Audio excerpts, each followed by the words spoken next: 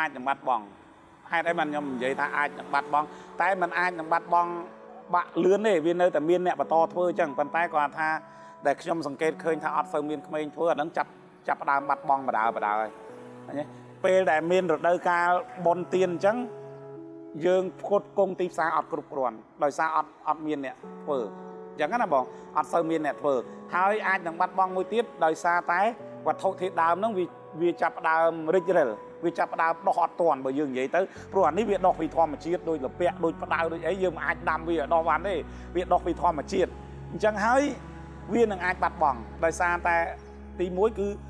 អត់មានអ្នកបន្តវេនអត់សូវមានអ្នកបន្តវេនមានដែរប៉ុន្តែវាអត់សូវសម្បូរដូចចាស់ពីជំនាន់មុនមែនទេបងមានដែរប៉ុន្តែអត់សូវមានអ្នកបន្តវេនដោយសារតែឥឡូវយើងឃើញថាទីផ្សារវាទលំទលាយអ្នកខ្លះបើក្មេងៗវិញអ្នកខ្លះគេសុខចិត្តទៅធ្វើការស៊ីឈ្នួលនៅស្រុកគេអ្នកខ្លះគេសុខចិត្តទៅធ្វើតាមផ្នែកសំណង់តាមផ្នែកសន្តាគារតាមផ្នែកអីចឹងទៅអញ្ចឹងណាបងអញ្ចឹង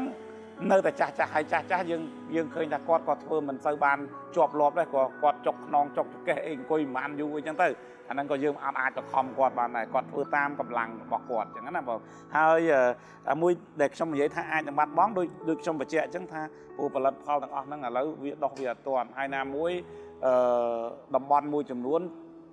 ដែលជាដីកម្មសិទ្ធិរបស់គេឈូសឆាយគេអីចោលអញ្ចឹងទៅដើម្បីធ្វើជាសំណង់អាគារផ្សេងអញ្ចឹងណាអញ្ចឹងអាហ្នឹងឯងជាកត្តាដែលជំរុញឲ្យផលិតផលខ្មែរដែលធ្វើពីធម្មជាតិហ្នឹងបាត់បង់ច្រើនអញ្ចឹងណាបងបាទហ្នឹង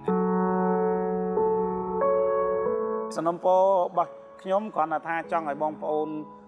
ប្រជាពលរដ្ឋខ្មែរយើងបន្តការគ្រប់គ្រងផលិតផលរបស់ខ្មែរយើងមិនចាំបាច់តែផលិតផលកត្រកមិនចាំបាច់តែផលិតផលដែលប្រើប្រាស់អីផ្សេងទេសូម្បីតែផលិតផលជាបន្លែផ្លែឈើជាអីដែលយើងដាំដុះបាននៅក្នុងស្រុកយើងជួយគ្រប់គ្រងនិងប្រើប្រាស់ទាំងអស់គ្នាបាទហើយសូមបងប្អូនទាំងអស់គ្នាជួយកាត់បន្ថយការនាំចូលមកទាំងបងប្អូនដែលនាំចូលមកមិនមែនថាឲ្យឈប់នាំចូលមកប៉ុន្តែគាត់ថាកាត់បន្ថយទៅយើងមានឱកាសប្រើប្រាស់ផលិតផលនៅក្នុងស្រុកព្រោះកាលណាបើសិនជាយើងនាំចូលផលិតផលមកច្រើនពេកមានន័យថាសេដ្ឋកិច្ចនឹងវាជះទៅខាងប្រទេសជិតខាងប្រទេសគេហើយប្រទេសគេដែលប្រឹងផលិតមកអញ្ចឹង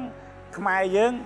ម្នាក់គួយតែឆ្ងល់ថាហេតុអីបានសេដ្ឋកិច្ចធ្លាក់ចុះព្រោះដោយសារតែយើងអត់បានគ្រប់គ្រងផលិតផលដែលបង្កើតឡើងនៅក្នុងស្រុកឲ្យបានច្រើនហើយអ្នកខ្លះតែងតែបន្ទោសប្រអាប់ថាផលិតផលមិនសូវជាមានគុណភាពអីអាហ្នឹងតោះតែយើងជួយកែតម្រូវគ្នាអញ្ចឹងណាបងដូចខ្ញុំអាចនិយាយបានថាដូចបងសួរសំណួរមុនថាហេតុអីបានឃើញកត្រកឃើញអីនឹងឃើញមានសម្ព័ន្ធភាពស្អាតដោយសារយើងកែតម្រូវការធ្វើដំបូងក៏អត់ស្អាតដែរ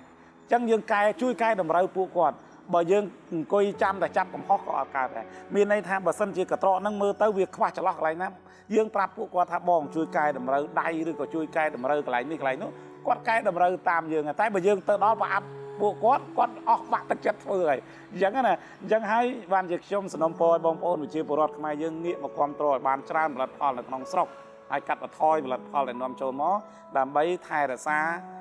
គេដំណើរវប្បធម៌ខ្មែរយើងផងដើម្បីជំរុញសេដ្ឋកិច្ចខ្មែរយើងឲ្យគេហៅថាឲ្យមូលនៅក្នុងប្រទេសកម្ពុជាយើងអញ្ចឹងណាបាទហើយសូមសនំពរបងប្អូនដែលនៅតាមសហគមន៍ជាពិសេសក្មេងៗបាទដែលមានអាយុអាចថាអត់មានការងារធ្វើកុំឲ្យដើរលេងច្រើនពេកយើងជួយបន្តការងារពីឪពុកម្ដាយពីអ៊ំពូមីងរបស់យើងអញ្ចឹងណាបាទកុំឲ្យថាអីអត់មានការងារធ្វើដេកចាំតែចាយលុយឪពុកម្ដាយ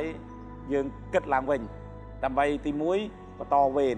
បាទឲ្យមានអ្នកធ្វើតចំនួនកុំឲ្យវប្បធម៌ខ្មែរយើងបាត់បង់នៅជំនាន់យើងអញ្ចឹងតគ្រប់ជំនាន់បាទតគ្រប់ជំនាន់នេះជាការសនំពររបស់ខ្ញុំព្រោះខ្ញុំចុះទៅតាមសហគមន៍ដូចខ្ញុំនិយាយសំណួរមុនអញ្ចឹងថាចុះទៅតាមសហគមន៍ហ្នឹងគឺឃើញតែចាស់គាត់ធ្វើហើយចាស់ដែលខ្ញុំសង្កេតឃើញហើយខ្ញុំតែងតែយកមកផុសនៅក្នុង profile page របស់ខ្ញុំហ្នឹងគឺឃើញគាត់ចាប់ពីអាយុ50 60 70អីអ្នកខ្លះដល់80ជាងគាត់នៅតែអាចធ្វើបានបាទគាត់នៅតែអាចធ្វើបានមិនមែនថាគាត់ស្រឡាញ់លុយទេប៉ុន្តែគាត់ស្រឡាញ់វប្បធម៌ខ្មែរយើងដែលមានពីបរមបុរាណមក